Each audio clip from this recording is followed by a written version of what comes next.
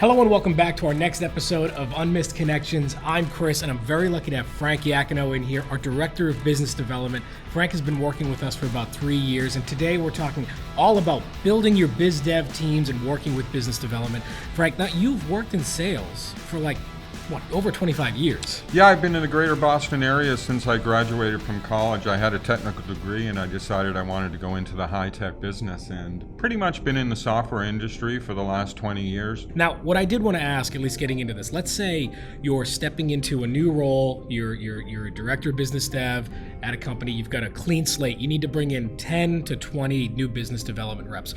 What are you looking for in those candidates? So before I go into the details of what you're looking for, the first thing you got to do is you got to examine what type of a role this person's going to play in the organization. Are you looking for more senior people, more junior people? Are they going to be doing a lot of outbound calling? Are they going to be doing a lot of inbound calling? Yeah. Are they handling a very large, complex enterprise sale, or are they handling a more transactional sale? So you look at the average sales price, you look at the product and how difficult the ROI is to explain, and you look at the length of the sales process, and you make some determinations along with your manager and the people who own the purse strings in the department. So once you've decided, hey, I want a mix of a couple of juniors, a medium, and a few seniors, or I think that this position should have 6 seniors, you make those decisions ahead of time, and maybe you adjust them a little bit if you get stellar candidates coming from one of the other places. Sure. So let's talk about the 3 basic types of people that you might look at for a BDR position. The first would be essentially someone coming right out of college. Mm-hmm.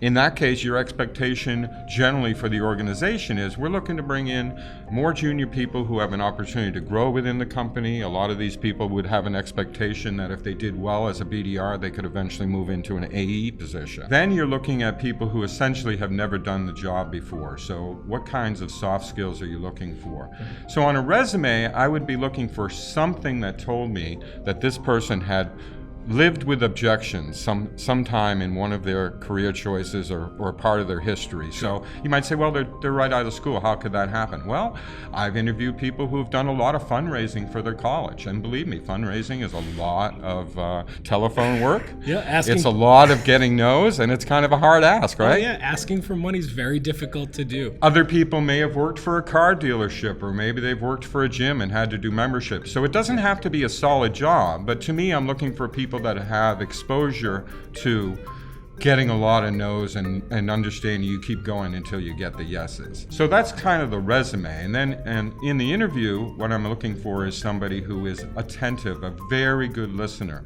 understands how to recap the information that I've given to them so that I understand they understood it. Typically, you're also looking for somebody who has quite a bit of tenacity. Some of the things you might look for is, did they play sports? Were they the type of person that really refuses to lose and would do anything they could to win? And then I think that that's a potentially a very good candidate. And then you look to see how articulate they are and how quick they might be on their feet.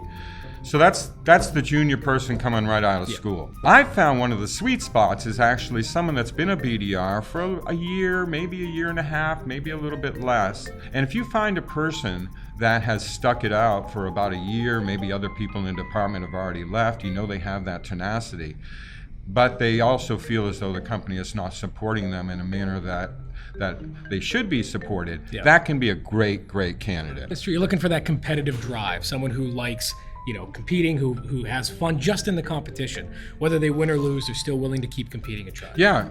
The whole idea of trying to win and the journey being as important as the result. Yeah. Hey, most of it's journey, people. So you've got the fresh out of school, you've got the person that's got about a year's experience, and then you have what you might consider a BDR lifer, career BDR, someone that's worked in BDR space long enough to understand it fits them. And that person typically within your organization is not expecting to move up maybe into a managerial role or a lead BDR role. So you really do need to look at your organization to decide what career path exists, what makes sense for the company, and is also going to make sense for this new employee. 3 buckets of people, always looking for people who are quick on their feet, very good listeners, and tenacity.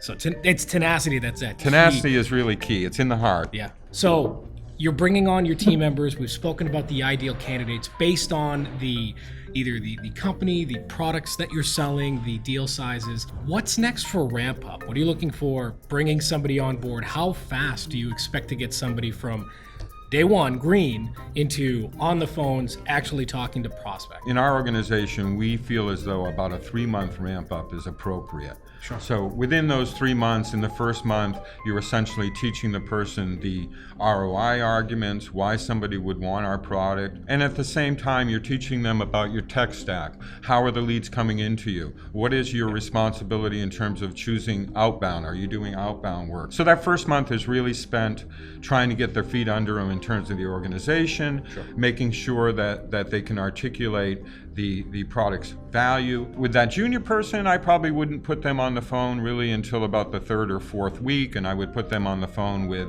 some company leads that are very old leads that we wouldn't expect to get much from. Maybe they're smaller than our target market. Yeah. We would love them to have some conversations and get something out of it, but really it's practice. That intermediate and more senior people, they get put on a little bit faster track. Sure. As long as I know that they understand our return on investment and they can articulate in a professional manner. They're not embarrassing the organization by what they say. Yep. They're nice and quick on their feet. It's very important that whether or not we get a chance to speak in detail to this person, it is the first impression they have of your company. So it's very important that they are able to professionally present it. We all know that bad news travels a lot faster than good news. So if you have a very poor interaction with a prospect, 10 people are going to know about that. You have a great interaction with a prospect, only that prospect's going to know about it. So it really is important. So during the 3-month period, I expect no quota on the first month, half quota on the second month, 2/3 quota on the third month, and then by the 4th month, the hope is that they would be on full quota and be a full functioning BDR. That's fantastic. And it's a great, 90 days is fantastic to get your quotas fully ramped up. In our organization, the way it works, you've got your business development team, your sales development representatives, and you pair them, or we have them, frontlining the account executives to build the relationships with the customers. How do you facilitate that relationship? How do you help strengthen that relationship between the BDRs and the AEs? It gets to a point they're working very closely together.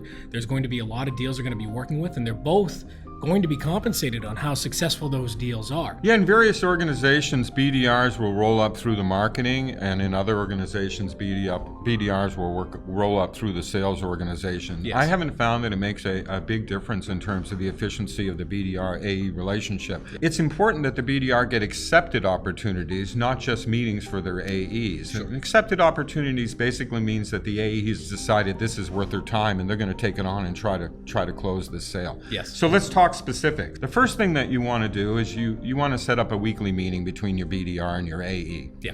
And typically with a new person, a new BDR, I'll sit in on that first meeting, second meeting, and there are two areas that the BDRs and the AEs really need to be aligned. The first area in our company, and again, I think in a lot of companies, is deciding if the organization does outbound work, what kind of accounts does the AE feel within his territory have the best chance of turning into an opportunity? In some organizations, the AEs will know their territory very, very well, and they'll be able to give great guidance to the BDR and say, this type of company with these kinds of titles really is our best shot. They should be this size, they should be in this vertical market. Yep. Other organizations, the AEs have quite a large swath of territory. In that organization with the large enterprise sales, typically the BDR is going to do a full bank qualification. So I want them to have that conversation. I want to sit in on that conversation. I want to make sure that what the AE is telling the BDR does fit what I've told the BDR, what my manager expects out of my BDR. And to be quite honest with you, there can be issues. There can be issues where the AE has one expectation, but organizationally we have another expectation. I don't want that to follow on my BDR, particularly a junior BDR. That's for me to take upon myself, speak to the sales manager, speak to my manager, work something out that works for both parties. Frank, awesome insights on how to find those candidates, bring them in, help them get ramped up, and then also how do you actually align them in the organization to help make those sales with the account executives. We're going to come right back into a second part where we're actually going to talk about what you do to enable these team members. What are the types of tools you think you should be recommending, training intervals, things like that. How do you actually enable that business development team?